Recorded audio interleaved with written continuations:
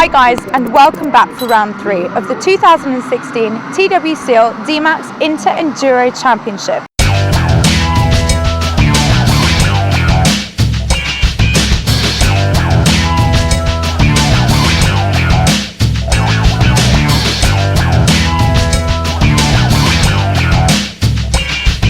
Bobby Trunley has been on top form this season, winning the first 2 rounds this year and knocking out lap times worthy of the lights category. He's 18 points clear of second place man Luke Cousins, who will need another top result to stay in touch with Trunley. Matt Conroy is joint third with Ben Chapman with 75 points each, and it'll be interesting to see who will come out on top at the end of this race. Ollie Peacock could be the danger man for all of them, however, showing a great turn of speed in the early stages of round 2 and spent years honing his racecraft here at Wilton Mill. He starts pole for this race with Bobby starting in second and Martin Bork in third. Who are you backing for the win? Who am I backing for the win? Conroy. I think, Matt let's go Conroy. with Conroy. I'll do it as he's here. Tom, who do you reckon? Yep. Peacock's looking good. I think Peacock's for us. Will top. Peacock's looking pretty hot, to be honest. Chapman from 12th. That's disgusting. What?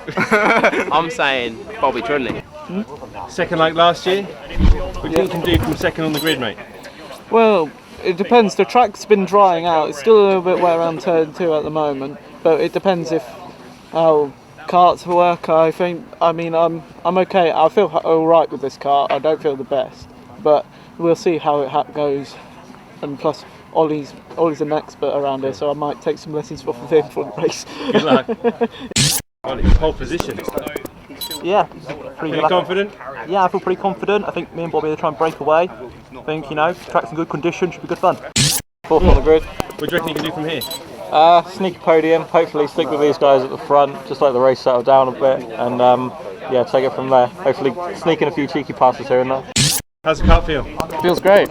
Yeah, it feels good. Cool. But, Stick with these guys and pull a move? I think so. I think the aim this race is if I can get through the first lap without going off. I've got a 2 streak at that, so stay on the track. That's all I'm worried about.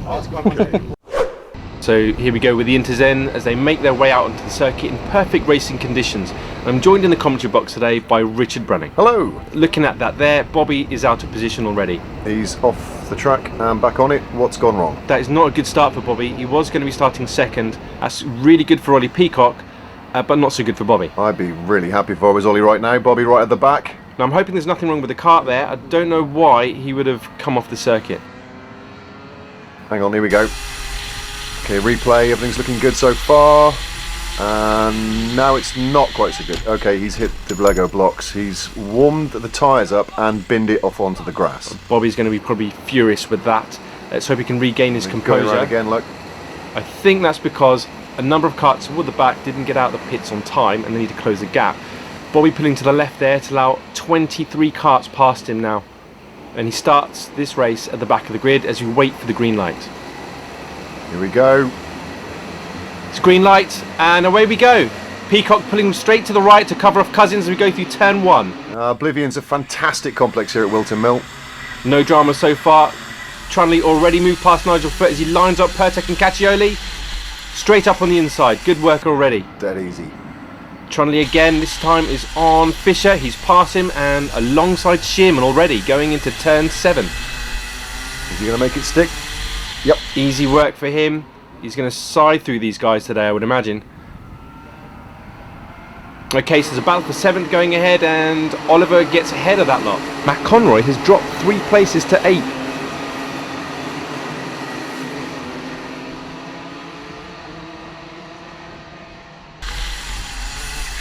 Back on board with Trunley, and he dives on the inside of Sienko and Eastwood. Another 2 places, and looked pretty easy for him. And now he's past McClintock for 16th with Pond just ahead. He's up into 15th. Chapman gets ahead of Perry going into turn 1. There's Chappers. Chappers again, this time his good friend Trunley's behind him. Alongside. Down into turn 6. It's a neat pass. It is a neat pass. Really Difficult place to pass there, actually.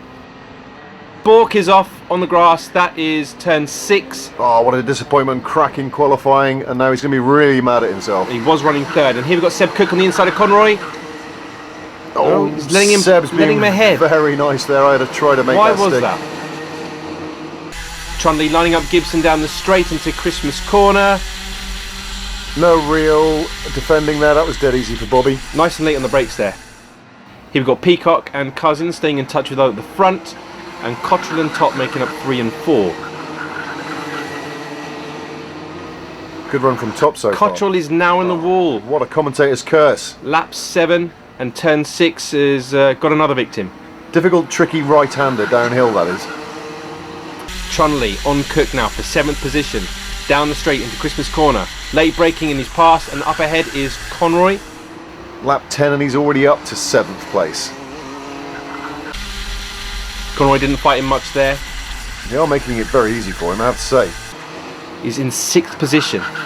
Peacock still leads. Ahead of Cousins, Top, Coppin, Oliver, Trundley, Conroy, Cook, Gibson and Chapman rounding off the top 10. Trundley then on Oliver. For 5th on lap 12. Straight past, wasn't he? And Conroy now all over the back of Ben Oliver. Up through turn 5. Surely he's got to move on the inside here. No. So. And that's Seb Cook popping up on the inside. Brilliant move. Nice. Why is he waving his arms about? That was a brilliant move. That was slick work by Seb Cook there.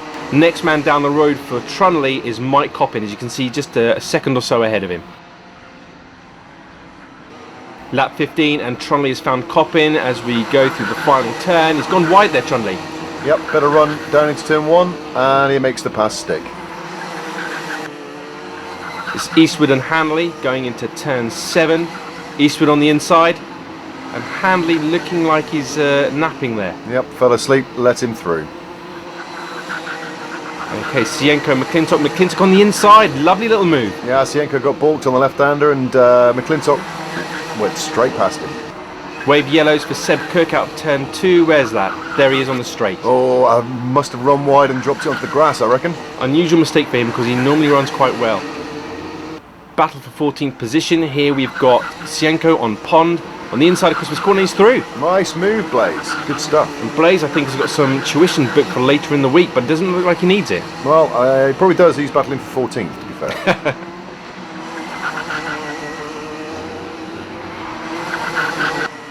This is Conroy on Oliver. The battle for 6 is not going anywhere.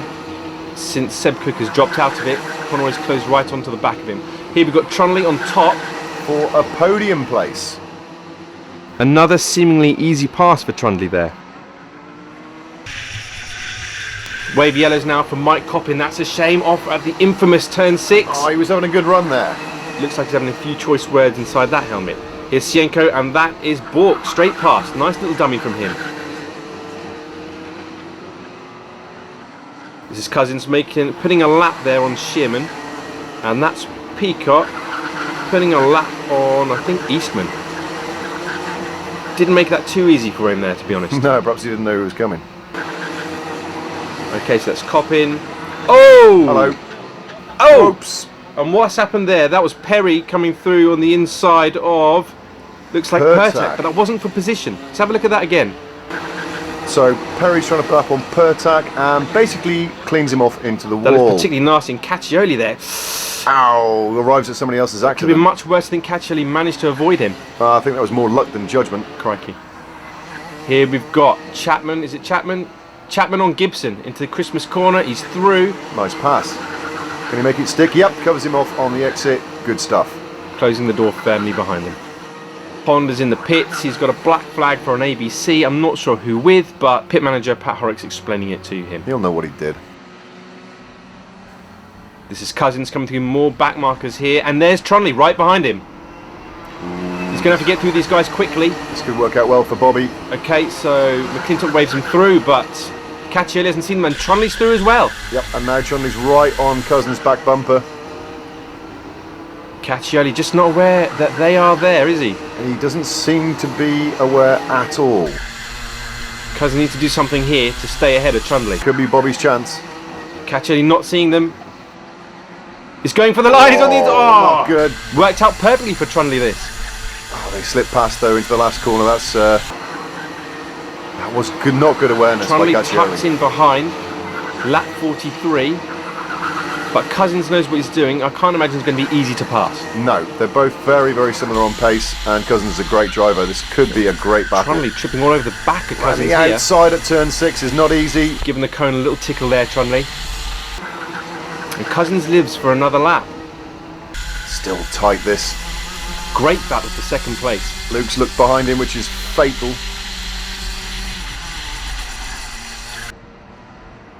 Surely now Trundley is going to get past. It's turn 5, he's very close, he's all over his bumper. Cousins covers the inside.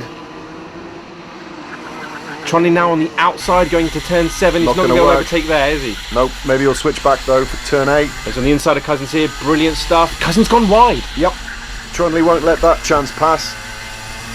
Neck and neck here as they go up to the penultimate corner. The Trundley's ahead, looks like he's done it. Good stuff from Bobby, was patient. Cousins closing right in on him here. A little bit of contact. Oh, nothing much. Cousins just tucks in behind. Brilliant racing. Good stuff, boys. And that's pond off at turn 6, would you believe? Shocking. Turn 6 is not easy. Now this, if you haven't seen him already, is Ollie Peacock, who is leading this race. I haven't seen much of him. Enjoying his time out on the circuit. Driving a very smooth race, and no one's giving him any trouble today. Not so far. Where is Trundley then? Right, there he is, 6 seconds behind. We've got 7 laps to go. Can he get past? I doubt it. They're pretty much even on pace, and it's not going to happen. And that's Blasienko off again at turn 6. Oh dear. That's a terrible corner, Richard. It's not terrible, it's the drivers.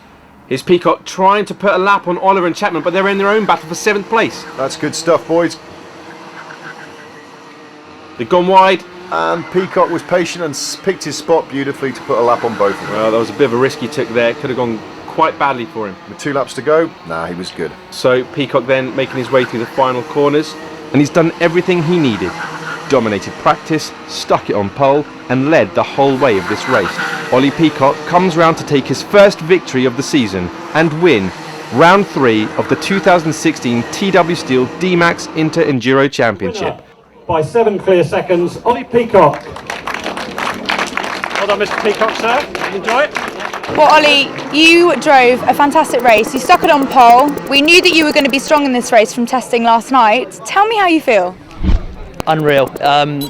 It's been 18 months since my last victory. It was at this track, I think August 2014. You can tell I've been counting down the months since then. But yeah, once I saw Bobby drop off going up the hill, I was kind of a bit gutted really, because we were really close in qualifying and I thought we were in for a good race. But even then towards the end of the race I could see him getting closer and closer and closer, so I thought there was a chance he could catch up. But fortunately just managed to gap it, worked the traffic nicely, and yeah, managed to bring out a good gap at the win. And some more good news for you. You were lying 7th in the championship, but now this win brings you into the top 3. Yeah, I'm quite surprised to hear that actually. I was sort of circling Milton Mills around to make up positions in the championship. Sandown and Milton Keynes aren't particularly my strongest tracks, so I figured if I could just come home with solid finishes there, get top 3s at Wilton Mill, I'd come home with a top 5 or top 3 come the end of the year. So far that's on target. So Luke, what a race. You qualified in 4th and there was a chance there for the win, but you had a little bit of problems with the back markers, didn't you, as well? Yeah, it was quite difficult getting through the back markers today. The blue flags didn't make an appearance, unfortunately, so some of the back markers that were a bit higher up the field didn't necessarily know they were being lapped, which made it a little bit difficult, but so there was a bit of contact here and there, but overall it was quite a good race. Yeah, I mean, still on the podium, so that's great. Good points for the championship. Yep. And also, it looked at one point really near the end of the race that you were going to take Bobby, and I think you worried him a little bit. He was looking back. Did you feel like you were going to? Did you have that chance? I think I started to close back up to him at one point, but he was very quick today, and the best I could do was match his times. So if I worried him a little bit, then that's good, but I'm glad he did the drive he did, because I would have never let him forget spinning off on the outlap. So yeah, he deserved it today. Well, Bobby, what a race. What happened at the start for you? I embarrassingly dropped it in the wall. Trying to warm up the tyres, wheel spin, went on probably hit a wet patch, I don't know, and it just spat me into the mini GP circuit's barriers, and I couldn't rejoin the track in front of Luke, so I had to drop that. But how did you regain your confidence after that and not smash the steering wheel in? Well, some chosen words were said in the cockpit. Okay. Right. So that's pretty much why I just focused back. So I just used my mouth and treated it like this. Right, you know what? I'm going to have to drive the wheels off of this. I don't care anymore. I just drive as hard as I can, cleanly as I can, not like a bandit, like most people. just force your way through, and it worked out, really, nearly. Then also, you are still leading the championship. Yeah, that's the main thing. Really, this round after that, it was mainly trying to get points. But other than that, I enjoyed it. Best race of my life, I think. Oh, well, your mum said that as well when you came out. We were all very proud of you. And I ran out of fuel nearly. Did you? Oh, gosh. Well, you impressed us all, Bobby. Well done. Thank you. So if you fancy your chances at the DMAX Champs, book your place on the grid by calling this number.